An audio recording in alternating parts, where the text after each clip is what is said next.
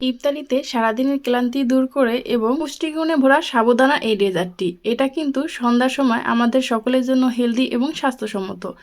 সারাদিন রোজা রাখার পর এরকম একটা ডেজার্ট পেলে ছোট বড় সবাই অনেক বেশি যে পছন্দ করবে এবং তৈরি করা খুবই সহজ আর খেতে হয় ভীষণই মজা। ইফতারিতে আমরা সবাই ভাজাপুরি খেতে বেশি পছন্দ করি, তার মধ্যে যদি এরকম একটা ঠান্ডা ঠান্ডা ডেজার্ট থাকে ফল মূলে ভরা এবং পুষ্টিগুণে ভরা, তাহলে আর তো কিছুই লাগে না। চলুন দেখে নিই এই ডেজার্টটি আমি কিভাবে তৈরি করেছি। তার জন্য প্রথমে লাগবে লিকুইড দুধ। আমি লিকুইড দুধটাকে জাল করে নিয়েছি ঘন করে, তারপর আমি এটাকে ফ্রিজে রেখে দেব ঠান্ডা হওয়ার জন্য। এই ডেজার্টটা ঠান্ডা ঠান্ডা খেতেই বেশি ভালো লাগে। এখন আমি এখানে নিয়ে নিলাম সাবুদানা। এখানে আমি আমার পরিমাণ মতো সাবুদানাটা নিয়েছি, আপনারা কিন্তু কমিয়ে কিংবা বাড়িয়ে নিতে পারেন। এখানে আমি ছোট যে দানাদার যে সাবুদানা থাকে সেটাই নিয়েছি। এখন আমি একটি পাত্রে পানি বসিয়ে দিলাম আর দিয়ে দিচ্ছি সাবুদানাটাকে ধুয়ে। আমি এখানে সাবুদানাটাকে একবারেই রান্না করে নেব।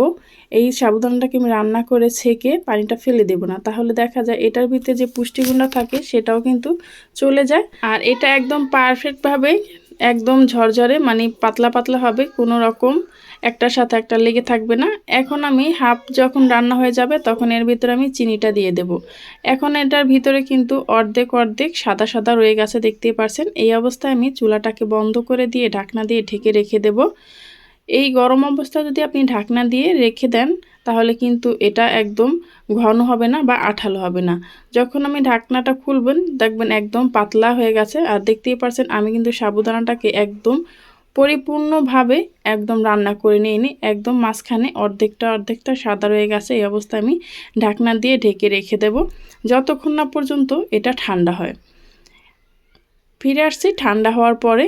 দেখুন ঠান্ডা হওয়ার পর কিন্তু সাবুদানাটা আমার একদম পারফেক্ট হয়েছে, একদম একটার সাথে একটা লেগে নেই, আঠালো হয়নি।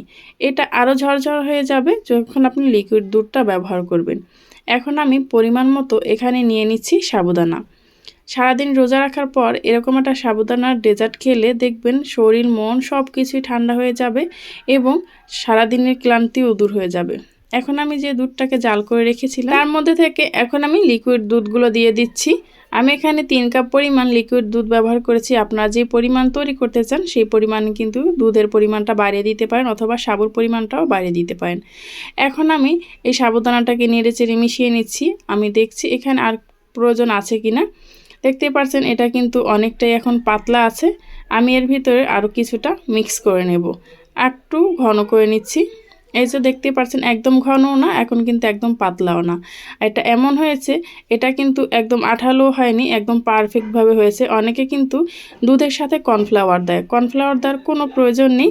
একসাথে রান্না করে এভাবে ঠান্ডা করে নিলেই কিন্তু হয়ে যাবে। এখন আমি এখানে 4 প্রকারের ফল নিয়েছি। আপনারা কিন্তু ফলের পরিমাণটা বাড়িয়ে নিতে পারেন, যে কোনো ফল দিয়ে এটা তৈরি করতে পারেন অথবা খেজুরও কিন্তু এখানে অ্যাড করতে পারেন। যে কোনো ফল আপনার পছন্দ মতো এখানে দিয়ে দিতে পারেন। এখানে আমি 4 রকমের ফল দিয়ে এটাকে এখন ভালোভাবে নেড়েচেড়ে মিশিয়ে নিচ্ছি। আর দেখতে পাচ্ছেন কতটা লোভনীয় হয়ে গেছে। এটা কিন্তু একদম পুষ্টিগুণে সব কিছুতে ভরা, খেতেও হয় অনেক সুস্বাদু আর অল্প টাইমেই কিন্তু এটা তৈরি করা যায় কোনো রকম ঝামেলা ছাড়া। তাই আমি বলবো পরিবারের সবার জন্য ঝটপট কিন্তু এই ডেজার্টটি তৈরি করে নিতে পারেন, হেলদি এবং ভীষণই মজা। আমার এই রেসিপিটা যদি আপনাদের কাছে ভালো লেগে থাকে তাহলে প্লিজ চ্যানেলটি সাবস্ক্রাইব করে পাশে থাকা বেল আইকনটা ক্লিক করে রাখবেন। যারা ফেসবুক পেজ থেকে দেখছেন চাইলে পেজটি ফলো দিয়ে আমার সাথেই থাকতে পারেন। এটার টেস্ট বাড়ানোর জন্য আপনারা কিন্তু এখানে আইসক্রিমও ব্যবহার করতে পারেন যদি আপনাদের ঘরে থেকে থাকে। পরবর্তী ভিডিও নিয়ে আসা পর্যন্ত সবাই ভালো থাকবেন, সুস্থ থাকবেন। আল্লাহ হাফেজ।